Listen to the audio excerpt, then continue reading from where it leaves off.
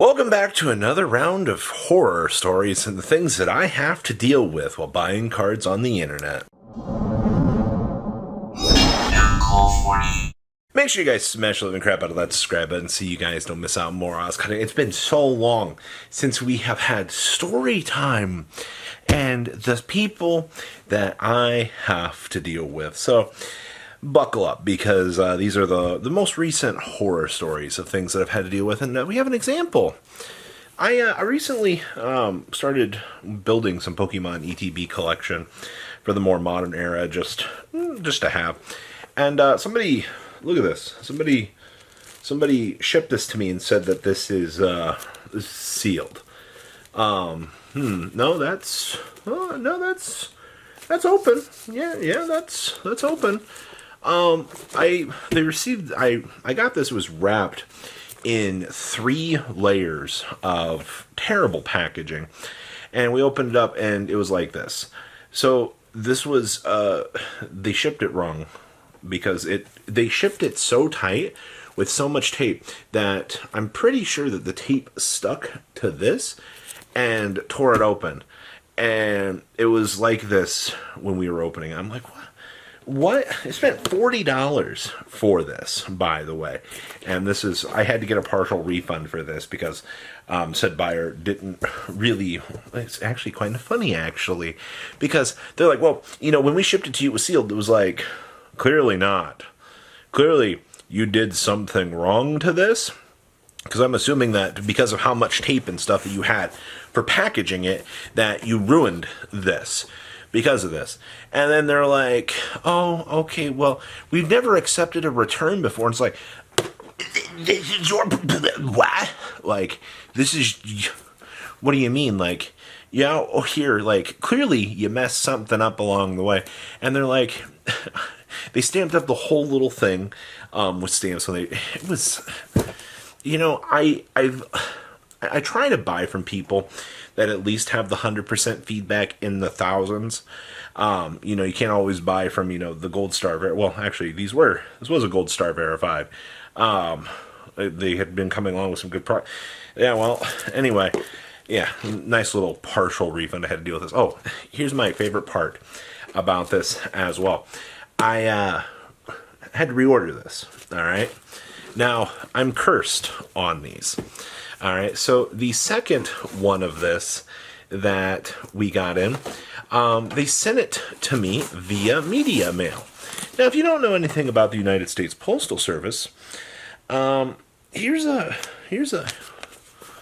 little thing here that I received in the package saying that, hey, this is mailed to you at media mail price in accordance with the standards of domestic mail manual, DMM. Media mail packages are subject to inspection by the Postal Service to ensure compliance with standards when mailing at the media mail price. So, wait a minute here. So you're telling me that the Pokemon package was opened by the Postal Service to verify that it was actually supposed to be media mail related things, and it wasn't. So I had to go up to the post office. I had to spend $7.08 to retrieve this package. Well, reached out to the seller. I'm like, hey, you didn't put enough postage on this. You used the incorrect shipping method. We're going to need said refund to this because you didn't take care of it when you shipped it. All right. Like, okay. Like, hey, I have all the documentation. We have all the pictures and everything. I have a picture of the receipt. I have a picture of the box and all this fun, fancy stuff. And I basically get a message back with him being like, I already paid for postage, they're scamming you. I'm like, what do you mean the post office is scamming me? You tried to ship something via a shipping method that you're not supposed to ship with, and you don't want to refund me my $7.08 because I had to go pick up this package. Now, before you're like, well, Robbie, you could have just let it return back to him. And yeah, I could have, but I wanted my collection piece. All right.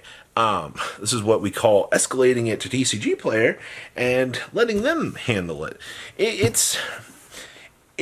I understand the with shipping prices the way they are, it's so hard to make money out here. But when you're cutting corners, and then you basically admit that you had another, actually, the said person in their first message to me told me that they had another issue last week, but they spent $9 on shipping and they had $104 due for something. And I'm like, if it was an issue once and it's an issue a second time, now don't get me wrong here. Maybe there's actually something wrong. Maybe, I don't know. Maybe you should research before doing this and work on your customer service. So those are the two biggest stories that I've had to deal with. Also, it's only been the Pokemon community. Like I'm genuinely impressed at how shitty the community is. I've had more problems with the Pokemon community in the 3 weeks that I've been buying cards, a lot more than I've had combined total in 3 years from the Yu-Gi-Oh community and from the Card Fight Vanguard community. Like, let's give it up, everybody. Our community is not the worst. Now, the only other real things I've had this week with these particular things have been, dealing with the, hey, we don't have this, you take a partial refund. They don't even offer you, like, compensation. It's just like, hey, it amazes me. Like, if I mess up, I at least, like, offer, like, the refund on the shipping and eat, like, the 99 cents to, like, try to compensate for this. But it amazes me the amount of these stores out here that look at this and they're like, hey, at 99 cents really going to break the bank. Like, you need to do something to keep your customers happy and not act like an absolute pompous asshole. All right, like that's what I don't understand. Like, it's not that hard to run a business. All right, it's just you can get into the mentality of this is my business, I make the rules. And then, when you tell your customer straight to their face that they're wrong for your mistake, well, your business is going to fail, 100%. That's all there is to it. I'm sorry to tell you that. And genuinely, by the experiences that I've ran into with this week with some of these sellers, yeah, I'm surprised. There's a reason why they're probably just doing online selling extra stuff, because the way some of these businesses handle themselves is laughable. All right. Well, once again, I mean, like, nothing wrong with being like, hey, I'm missing a card. You accept a partial refund. You still want to ship this out.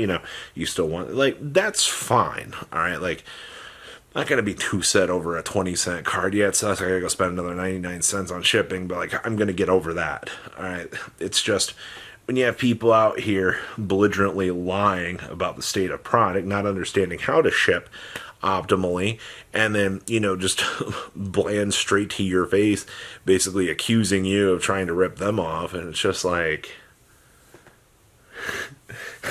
bizarro world out here. So let this be a lesson. All right, I'm only in the Pokemon stuff right now because I've wanted to collect it for a little while. More modern era ETBs, I like the way they look. I like this isn't like sit on it and have it gain money type of thing. No, I genuinely like the aesthetic. I like the block. I at least went down to, I think it was Sun and Moon Up to finish the ETBs and then just kind of call it a day from there. I also like vintage old Pokemon for deck building. Fun fact, like, people like their GOAT format, people like their Edison format. I like old Pokemon formats. I've been working on a master archive of old format stuff, and Skyridge and Expedition, Aquapolis, I just finished. Gym Challenge through base is done. I do want to build 2 Haymaker decks just for the mirror match, just to be able to play it. But right now I'm working on Worlds 2002, which is Neo. It's Neo before Skyridge, I think it is. Should just be the Neo block, and holy crap, it's a pain in the butt. But that is my weekly horror stories. Yeah, what an absolute meme, right? Leave a comment down below, tell me what you guys think, and yeah, I'm so glad the Yu-Gi-Oh community is nowhere near this toxic. Patrons, thank you.